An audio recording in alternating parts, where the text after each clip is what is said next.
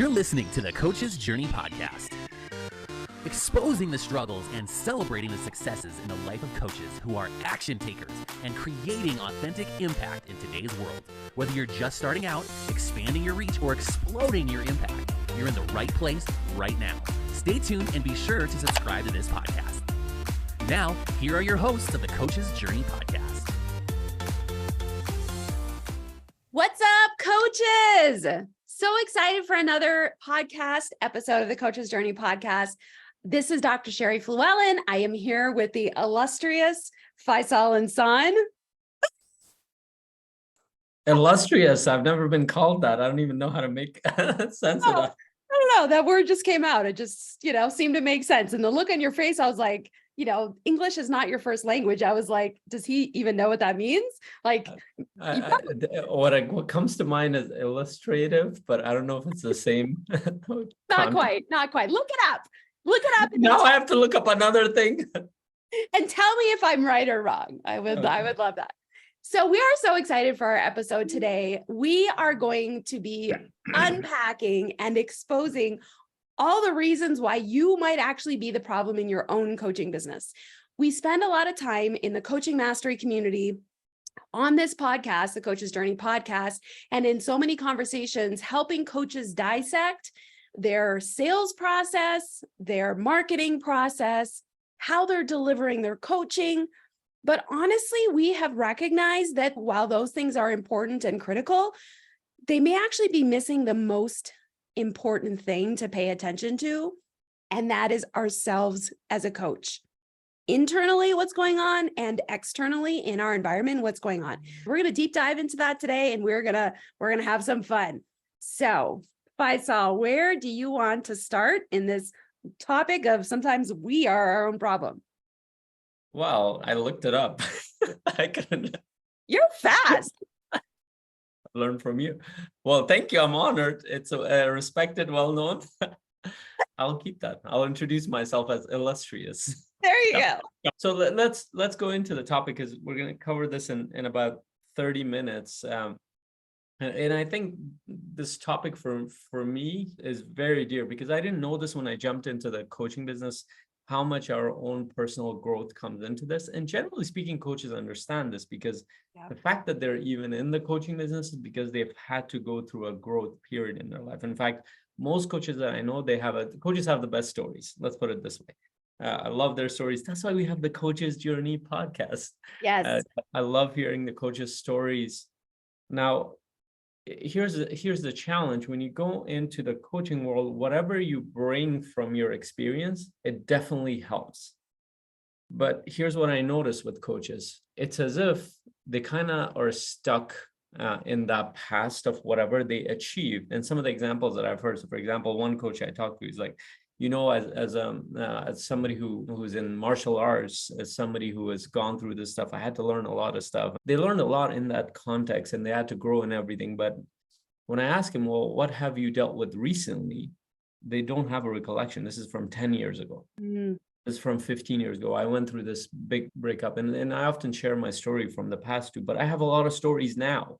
I'm dealing with life now, and I need to make sense of that. So it's as if their growth kind of stopped at some point. And here's what I mean. And there's a difference between personal development theoretically, personal development in your experience. Those are two different things. So coaches at some point started going into books, which made it more theoretical. But the actual personal development is, what are you tackling in your life? And that could show up in your personal experience, how you deal with your own thoughts, emotions, and behavior. That could show up in your relationships with other people, which is a big part of what you do on a consistent basis. That could show up in your work and business, how you move your life forward, and how you tackle these challenges and grow through them, in my opinion, determines how good you are as a coach. And I want to add that to that, because I've noticed that with myself and every coach that I've run into. If they've tackled these areas and they continue to kind of work through them, they actually are really good coaches, because they know what questions to ask. And I actually had a conversation right before this with a very experienced coach. And let's make it more clear, an example of this. If you've never been in a relationship, in an intimate relationship, for example, now whether it was a long-term relationship or you were married, and you haven't dealt with the nuances, the conflicts, the challenges within the relationship. Now, as a coach, you might understand that people have conflicts in relationships and stuff. If you've never been and you've never tackled much of that, and you're confronted with that with a client, you might know what questions to ask, generally speaking, but you will struggle within the nuances. So you can still navigate that, but the deeper parts of it, if you haven't gone through the experience and you haven't walked other clients through that experience, you don't have enough experiential data around that. Yeah. And when you don't have an experiential data around that, you don't even know how to navigate it. And I've actually seen coaches get stuck within sessions because of that. I've gone stuck in the past because I hadn't tackled some of the areas of that. So I love what you're talking about, Faisal. You're talking about the past experiences. On one hand, they allow us to be able to connect with other people because we can see their pain. We kind of understand their pain. But if we haven't fully processed and dealt with that pain in a healthy way, we might struggle with actually being able to kind of take your client through that full journey. And so our past, and you or me or the coach that's listening might have challenges in our coaching business because of those things. Is that kind of what I'm hearing? That's part of it, but then how you are running your life right now also determines how you show up as a coach. So that's why I'm saying there's a difference between doing it in the past versus tackling things now. So the base is that, are you still challenging yourself? Or did you just challenge yourself in the past? Are you still challenging yourself in different parts of your life? So let's take a simple example around your productivity, because this could be a thing that will show up in your coaching session. So, and by the way, none of this means you need to be perfect in any of these areas, or you need to be the best either, because we will all fall short in pretty much all areas in our life. We're growing, we're human beings. It doesn't matter for coaches. But let's take the area of productivity. So if you are a person who's able to navigate that area of your life, or who's actually dealing with navigating that complex area of your life, and you're trying to be effective in different ways, you understand the nuances of how things work versus somebody who just reads books about it. Those are two different type of knowledge. Now you can combine the two, that makes it more expansive, because now you're taking perspectives too. But if you've tackled and you've walked yourself through that process, or you've been coached through that process, and you've tried to figure out how that works, and you've dealt with the overwhelming of it, you've dealt with the stress of it, you've dealt with multiple back-to-back things on your calendar, or the fact that you even have a calendar, because I would bet that many coaches do not, and I assume that they do, even though I didn't in the beginning. I don't know why I assumed that, but there was a point I was forced to get a calendar because I couldn't keep track of everything. I used to have a board, I used to write everything down. Oh my gosh, that's painful. But I didn't have that many things. I could go through it really fast. But there was a point where there was a week I still remember. I lost track of everything, and I'm getting messages and I'm like, oh my God, what's that? But the good thing was that I was growing. And so it forced me to adapt a different thing. In fact, right now I'm going through that process. This month has been the month of hell for my calendar. I literally had to go to my wife. I'll be like, I'm struggling. There's a lot happening. Yeah, I probably need some space. And it's the first time I've probably told her that I'm like, go away with the kids. Because I was I'm like, it's just this month. After this, we're actually going on vacation next week. And when I come back, it's just a transition, but it's also a kind of a prediction of what could be. And most coaches assume that, okay, you work less and less and less. Well, it depends on your ambition. And I want to do more. Of course, I want to have my other life too, but I want to create something that's important to me. And that requires me to challenge myself to do things a little bit differently. Now, the fact that I've dealt with this, when I'm talking to somebody that's struggling with these things, I'm aware of the nuances of how these things work. So I don't have to tell them how to do it. I can ask questions about specific areas. I can start with open-ended questions to understand their situation, but I can also ask specific questions as to how they're doing that. If I only have theoretical knowledge, it's very hard to move towards the deeper parts of what's happening in their experience, because I won't know how to navigate it. And generally speaking, this is the awesome thing about human beings. Human beings are very similar. Yeah. as much as we have our unique side, we're not that different from each other. We have a Doesn't lot matter of where you common come from. patterns. We have a lot of common patterns, and as psychologists, you know that. So if you're not experientially tackling these things, and I want to clarify this, not that you're great or perfect or any of that, just the fact that you're tackling them will help you grow as a coach yourself, but it will help you support others better too. Yeah, absolutely. So I have a couple stories from my own life on how my life has impacted my coaching ability and my coaching practice. They're a little bit different than you, because what I'm hearing you talking about is like, life challenges and then working with clients with those life challenges and kind of being the best coach you can be, which is certainly a part of it. But a couple of the things that I've thought about or that come to mind as you're talking are really about the life experiences I've had that impact my ability to kind of do the business of coaching rather than the coaching itself. Although I'm sure that's impacted too, but I'm just, it's so fresh in me. So the story is, as a psychologist, I had a practice. I started in 2010, grew it for about 9 years. I had a lot of rocky roads in the middle. I had hired and fired and managed, I suppose, over 50 people over that period of time. And the last 2 to 3 years of that journey as a practice owner, I was so frustrated, and I was getting burnt out. I was getting burned. I had been sued by an employee that I had to fire for ethical misconduct. And then he was trying to turn around and say that it was my fault and that I was the problem. And like, that's just the tip of the iceberg that I was dealing with, as well as a lot of financial challenges from a practice manager that wasn't doing her job correctly. Like, the challenges and the stress was stacking. So by the time I got to, I'm like, okay, I need to leave. I saw that my path forward was just to focus on coaching. I'd already done some executive coaching for a number of years. And I was like, that really energizes me. I need to move towards that. So once I made that decision and then sold the business, I was burnt out, and I still have this attitude. And I know I've told Faisal this, and he's kind of laughed at me before when I've talked about this, that I'm like, I don't want to manage anybody. Like, I have explicitly said that. We have a VA for the coaching mastery community. He's amazing. But I specifically said, I don't want any part of that right now, because I am still healing from like the stress and overwhelm of dealing with people that are screwing up, and then I have to try to fix that. And so even as you hear me talk, I'm sure you can tell that I'm still frustrated kind of when I go back I there. can feel your energy. Yes. As you're saying this, this is your opportunity for growth, right? I know. So where I'm at today is leaps and bounds more. See, I'm kind of laughing at myself because I recognize that I'm still working through this, and I'm okay with that. And I know that I am so much more close to kind of being in that position to, being managing somebody else and their work and stuff like that. But that literally is something that was a crossover from my past into my coaching business.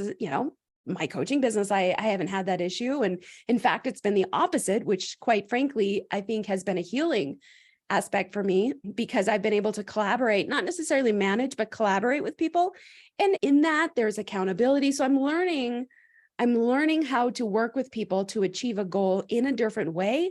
But through that process, I really think it's kind of helping me develop a new perspective on business and business growth and just how to work with people in different ways.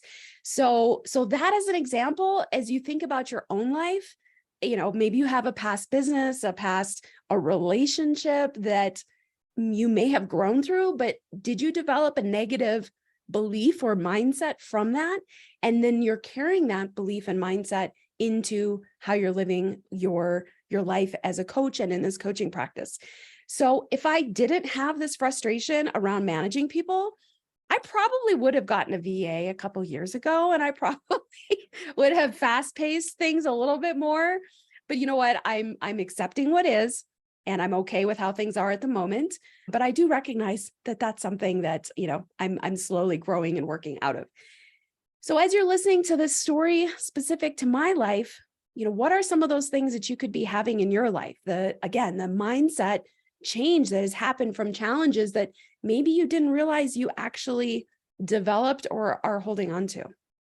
Yeah, I really love what you're bringing up. And actually, you kind of demonstrated a little bit of coaching in here too, which is really powerful. And it connects to what I was thinking as well, is that when you're dealing with these kind of challenges, and there are two parts to this, you actually have really good perspective to share. But ultimately, what you just ask is, do you have anything like that affects you? And what we're talking about is our own biases and the things that we project onto our clients. And you realize pretty fast, at least I've realized this within the first couple of years, that I'm bringing a lot of my own stuff into this. And Absolutely. it's actually, I don't think it's possible to separate your stuff from it, but then you become aware of what you want to project and what you don't want to project. And of course, there are areas that you're not aware of at all. I'm aware of that. But you become a little bit hyper aware of, does my situation apply to them, and am I in a position to project that onto them? Are they in alignment with that? So you do more check-ins. You do more like what Sheri did. Does that experience that I have where she was vulnerable around, does that apply to them? Usually it does. And this is what makes human beings go through challenges and struggles. Yeah. And let's say you're in a session with somebody, they're going through something, and you notice that there are similarities and you have a story to share around that. And this is what I mean. When you haven't tackled life enough, you will not have enough stories to share. And people say, well, you shouldn't be sharing a lot. No, you can share things in coaching sessions. So that's being very aware of your biases, things that you have not processed. Are they showing up? Are you aware of those things? And are you bringing those in the sessions? But there's another side of I have another example if you want to work on. Okay, go ahead. You go. Okay. So another example of a part of my life that I recognize has impacted my coaching, my like being all in, my energy around coaching, is that when I sold my business, I had a salary. At that point, a lot of my income was based on the income of others and supporting them. Well, that all changed. When I sold that, it was just little old Sheri. And so the impact that had on our finances, on my family's finances, there was an impact. My husband does awesome stuff, but my perception of contribution to the family completely changed. And also, my husband's, I believe, in some conversations I've had with him, my husband's perspective of my contributions, like he needed to make some shifts and changes because it was different than it was in the past. And so there was this transition period, and it went on for quite some time. And even my work in the coaching mastery community and helping build that, we, Faisal and myself and our two other partners, have spent tens of thousands of hours probably at this point, well, more than that collectively, on building this thing. And we still, like our financial return, we're still building that. And so I have had difficult conversations with my husband, who's used to me having a contribution that shows up in the bank, but it's not the same at the moment. I'm having to rebuild something, which he's not used to. So I have this weight of like, well, maybe I'm not doing things right, or like, should I not be doing this? I have this belief and this desire to have an impact in the world in a certain way, but it's not 100% aligned with the way it used to and with my husband's perception. So this like period of time where there was not alignment in my family or between my husband and I caused a lot of drag for me, because I would like second guess myself. So using that as an example from my life, are there relationships that you have that you're trying to do something they don't quite understand, which I think happens a lot in coaching, because a lot of people don't really understand coaching. And if they don't understand what it takes to build a business, sometimes it takes 2 to 3 years of really hard, consistent work for the building or the business to start gaining momentum. And do they understand that? If they don't, you might be split. Part of you is like, I'm excited, I'm motivated, I want to move towards building this coaching thing. But the other part of you might have some guilt or some, feeling less than, because you're not meeting the needs and the perceived needs or the expectations of other people. So that's an area that may not have come to your forefront, but it could be present. So there's a lot of these areas that can be present in our lives that if we don't recognize and address the impact on our ability to coach, on our coaching business, those are some of the things that might be sabotaging your business. Yeah. Your examples are too good. It's throwing me off completely. Yes, I love it. I love your examples because it's especially the second one, this throws off coaches quite a bit, especially if you're struggling on the business end. And you will be in the beginning of your coaching business, you will be struggling. That's just a normal journey. If somebody's not struggling, I would want to know more, but I would also be surprised quite a bit. Because you're beginning something new, there were quite a few variables to figure out. That's generally the case with business, especially if it's a startup. But because you're building a lot, that's why it's actually much easier to buy a business that's already functioning than starting a business. That's why startups have 90% failure rate, because there are too many variables. It takes much longer, it takes a lot more work. There's a lot of refining happening. And I understood that when I did CMC. And the reason why I understood that is because I went through the challenge of trying to build my own thing. And that was hard. And I knew that this was going to be hard too. And it's going to be extra hard because there are other partners involved. It's not just me. And I was okay with that. And I'm still okay with that. And Sheri and I share that common challenge. But through the process, I literally shared this with one of our members before this. I've grown so much that my incentive has been more on the growth part than the money part, because I know the money is going to come because it's an effect of what you do. As long as you're doing the work, you're trying to figure out stuff, you're dedicating, you're getting the right support, the money is going to come. But the growth that happens in there has been so exponential. I literally said this, I'm like, I felt like I've been coached by Brendan Burchard or one of these guys throughout the past 2 to 3 years because of my experience of building this thing for other people. And I think experience teaches us amazing things. And this was it connects to the point I was trying to make. And I was trying to share a model that Sheri and I both like Alex Hormozi. I don't know who has more of a crush on him, but I think I have a business crush. I don't know if you have a different kind of crush. No, it's business. Okay, business. Happily married. One of the things that he says is that there's a season of learning and there's a season of earning. And he actually gives that advice to people who are starting out younger, but I think it applies to everybody who's starting something new. Is that in the beginning, the first year, you're in the season of learning. You're not in the season of earning. You will still earn, but not at the level that you could. And I would say the first couple of years of business is a season of learning. It's not a season of earning. In fact, we know the trend that businesses actually pick up on the 3rd and 4th year and 5th year they take off. It's not the first year. Same thing with podcasts, don't pick up on the 1st and 2nd year. They pick up later on. The reason for that is that you're trying to figure out a lot of things and being okay with that and accounting for that. So when coaches go in, they expect a lot of earning right off the bat, and they're not accounting for that. Steve Chandler puts it this very brutally. He's like, if you need money, get a job. Don't go into business right away, or at least don't start up a business. That's different from buying a business. That might be a little bit different. But that could affect your perception, and that could affect how you conduct things with clients. For example, I take clients through a journey, and I walk one of our members through. Now, if you don't have a lot of money, what you're going to do is you're going to try to close them really fast. You're not going to spend enough time with them because you're scared that you won't have enough time, you won't have the money, and you don't have enough leads coming in either. So you're not actually going to take them through a journey for them to actually invest in the thing. But let's say if you have that perspective from other coaches who are doing that well, you will pause and you will step back. That could be a thing that would be affecting you, but you have no idea that that's happening because it's a mental block that you have. It's a perception block based on your experience, but that's showing what you're doing. And I want to address one other thing, but go ahead.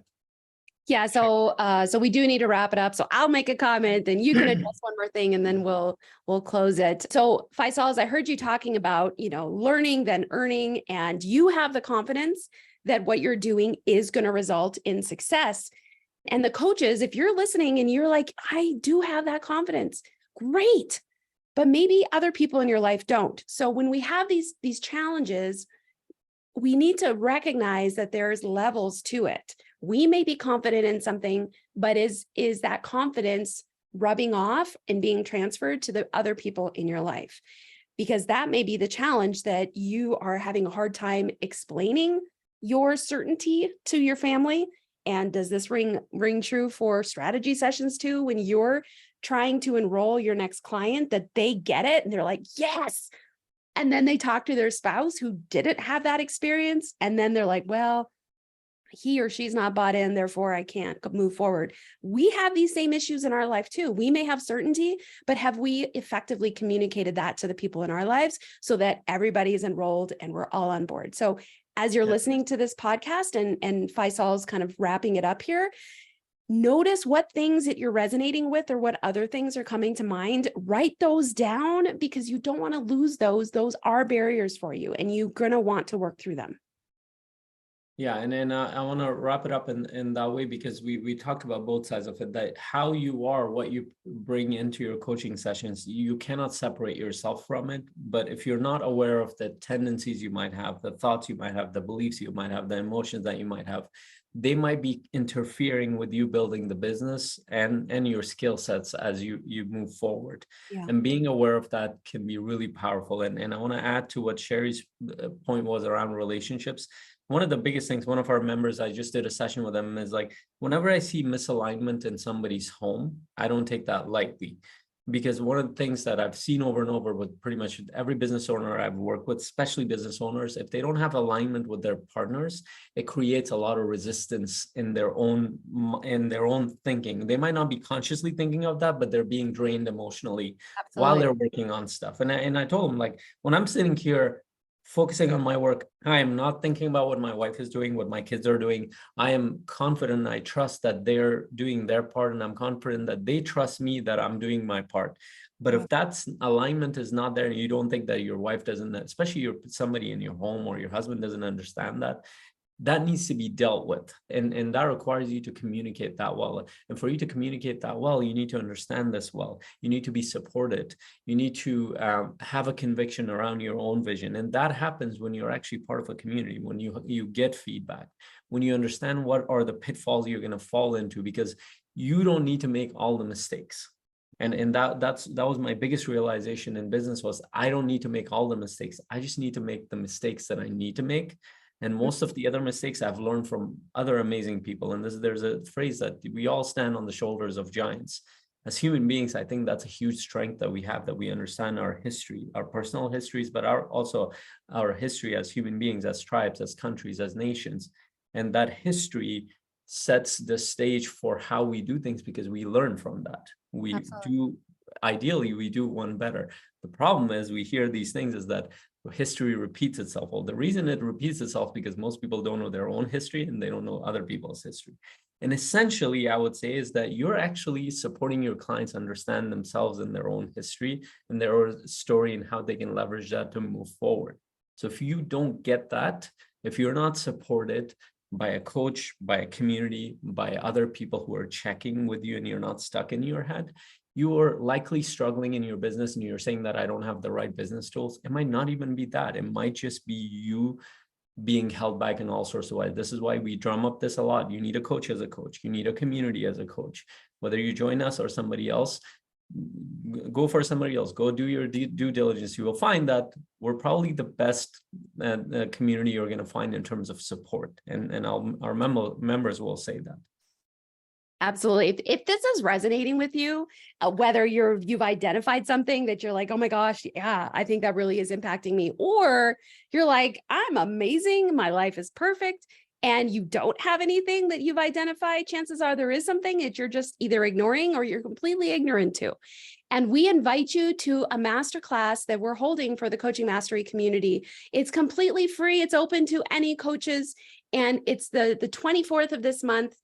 If you are listening to this after July 24th, you can get the replay and still get the value from it. But we are going to deep dive with coaches on exactly this topic of what are the things that are happening in your life, the mindset, the relationships, the external and the internal factors that are impacting your ability to grow that successful, impactful coaching business that you have set out to do. I mean, you're not a coach because you want to stay small and insignificant. Now that looks different for different people, but you want to have an impact. That's the literal point of being a coach. And that's the point of why we have created this coaching community, to support that desire for impact. So however you're seeing this, wherever you are listening to this, reach out, let us know you're interested in the masterclass. We'll either get you connected with how to register, or we'll get connected with how you can review what already has happened, because either way, you are going to be significantly better for it. And so will your coaching. Yes, and if you're listening to this on the podcast platform, YouTube or anything, you should find a link somewhere there that takes you to our group. Make sure you join our group, because we're adding a tremendous amount of value to coaches, because we want them to get their business up and running. We want them to get a few clients so they can start to invest in themselves, and so they can start to get to a level where they can call themselves a professional coach, and they're running a professional business that not only impacts people at a high level, but it also is profitable for them. It supports them to create a lifestyle. You're not going to get to that by getting a few clients. You're going to get there by building the system that will give you the profitable business and the impact that you create. That comes from community support, that comes from your coaches, that comes from the systems that you learn around business and your skill sets. And that's what we support you with. So join our community, see what we're doing. A lot of the members have said that they get more value in our free stuff than they get from other people's paid stuff. Come test it out for yourself. Other than that, make sure you share this with other coaches like this. We love to connect with coaches. This will spread our message and support another coach who might be struggling, and there are a lot of them. Absolutely. Thank you so much for your time, attention, and energy. We are privileged to have you be part of the Coaching Journeys podcast, listeners, and we'll see you next week. You're listening to the Coach's Journey podcast.